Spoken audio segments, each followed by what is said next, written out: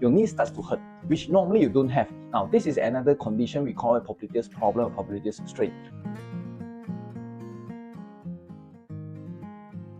Hello, welcome back to our channel. Today we're going to share with you is if you have been walking a lot, okay, so you have been doing a morning walk of a long distance or after travel, your knee starts to hurt, which normally you don't have. Now, this is another condition we call a popliteus problem or popliteus strain.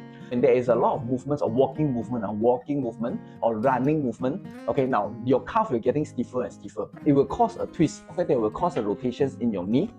So this is our knee joint. There will be a rotations in your knee.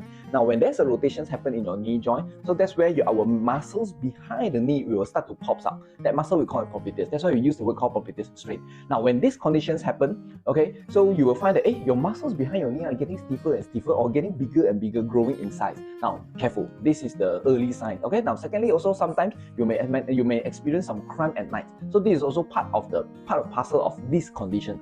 All right. So therefore, we're going to teach you how to stretch these calf muscles, especially after your morning walk, after your running, after your jogging activity. All right, stay tuned. Thank you. Okay, one of the exercise that we can do is, okay, assume that now your leg is pointing 12 o'clock. Okay, now we're going to turn it into 1 o'clock. 12 o'clock, 1 o'clock. 12 o'clock, 1 o'clock. So you can do as many times as possible. Okay, about 10 to 20 sessions, 10 to 20 repetitions.